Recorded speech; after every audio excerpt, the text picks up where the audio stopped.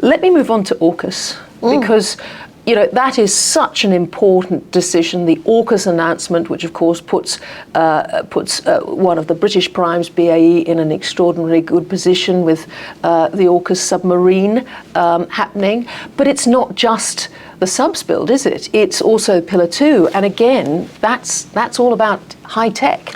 It is. From AI to quantum computing, subsea, hypersonic. These are all the new technologies of the future, indeed Pillar 2. And if I come back to the FTA with its innovation chapter, a recognition that there will be technology we can't even conceive of now. But how do we keep the door open that when that technology comes on stream, we can work together to realize the opportunity? Each of us on our own can't deliver the outcomes. Yes. But our partnership and our collaboration means that we can maximize the respective resources, whether human or financial capital, to get to solution faster. And that's so exciting. And there's a huge skills agenda. Yeah. Young people who haven't even started secondary school, who'll be going into secondary school in this coming year, in 10 to 15 years' time, how we develop that talent to be able to work in those industries of the future. The engineers that will be needed, the technicians important engineering that will be needed.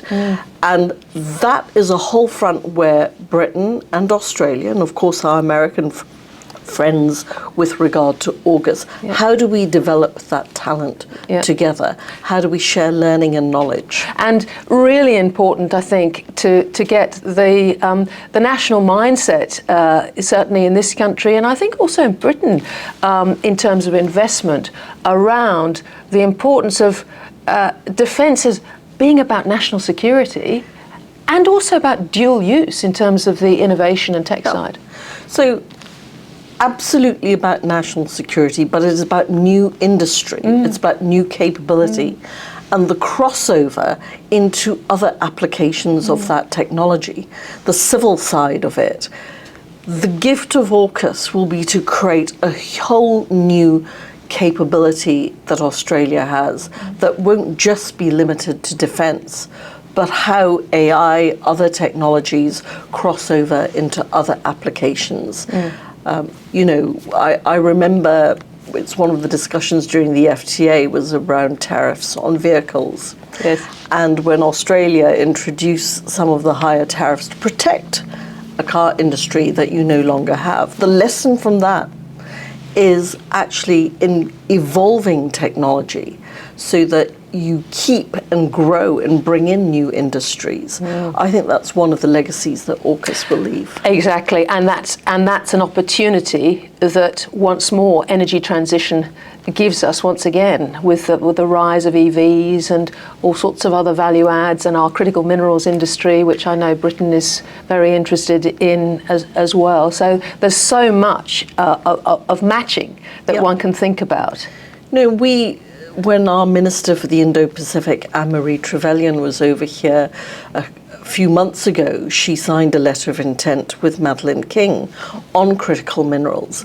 Look, we have said to our car industry in the UK, indeed legislated, that by 2030, all new production and cars to be sold in Britain have to be non-fossil fuel. Yes. This means a major investment in battery technology. Yes. We will need the critical minerals that Australia produces.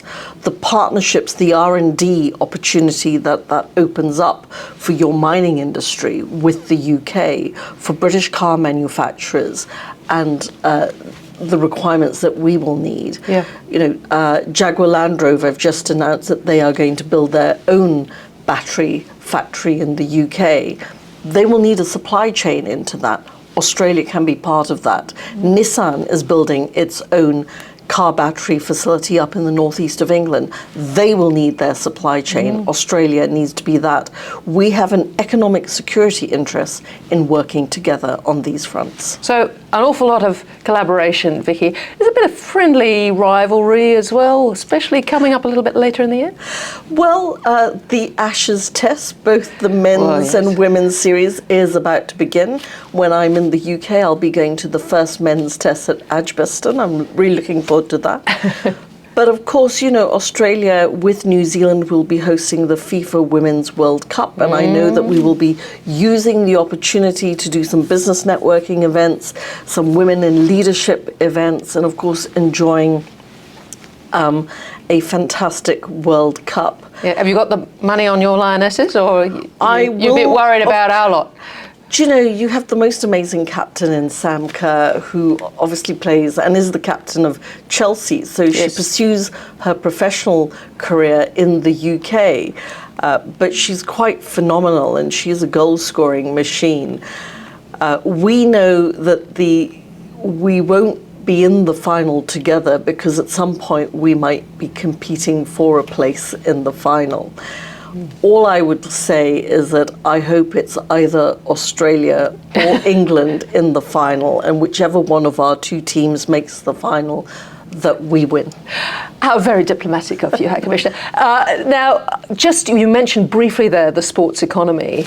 Look, this is another area of cooperation, isn't it? Yeah. Because Britain has had such extraordinary experience with both Commonwealth Games and the Olympic Games in 2012. So now we've got the Commonwealth Games happening in Victoria in 26. It's going to be a regional one. We've got the Olympic Games happening in Brisbane in 2032. So again, a lot of knowledge exchange, I think. Yeah, so the sports economy is huge, and because of our experience in hosting both, as you have mentioned, Commonwealth Games, Olympic Games, but other international sporting events, you know, look at tennis, Wimbledon. So from sports infrastructure to sports science, sports health, we have a very strong expertise in the UK.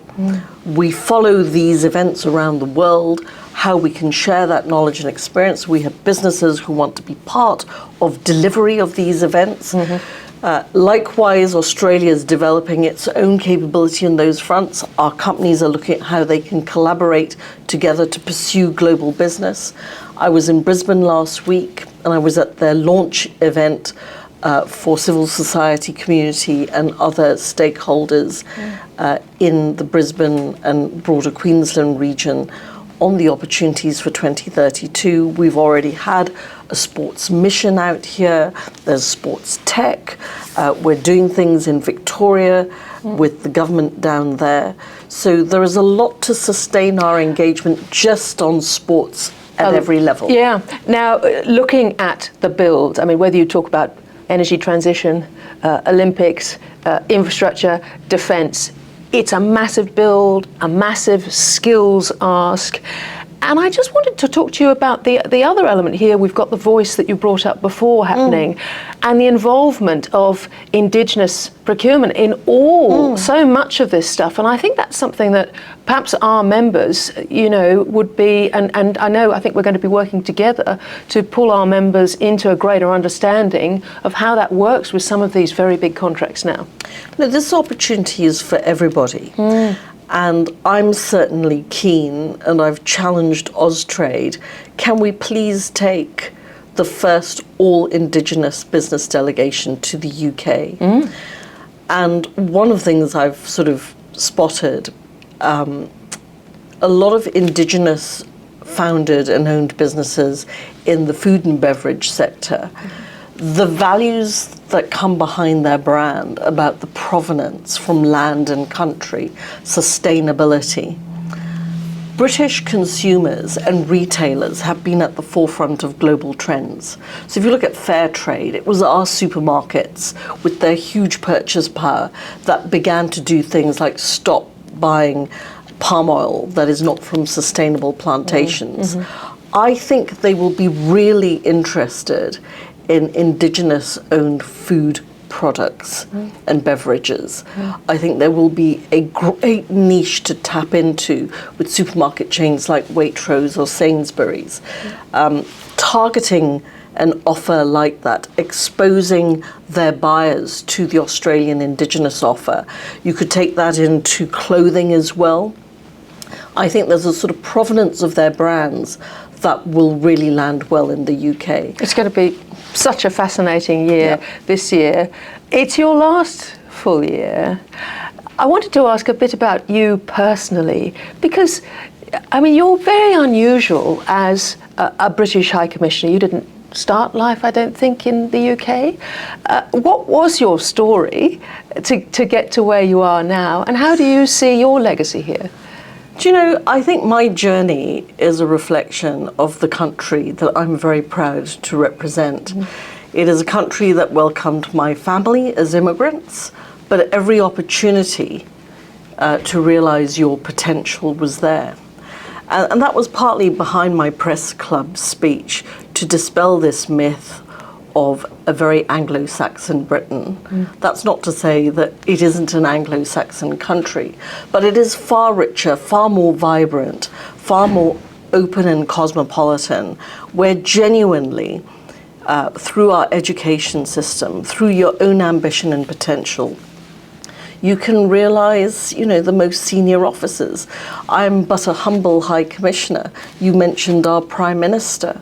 You know, the first ever Indian Hindu Prime Minister in Britain. Look at half our cabinet. My Foreign Secretary, Foreign Minister, is of Sierra Leone descent. And this passes without huge commentary in the UK. You know, when Rishi Sunak became our PM, there wasn't that Obama response, because actually we're over all of that.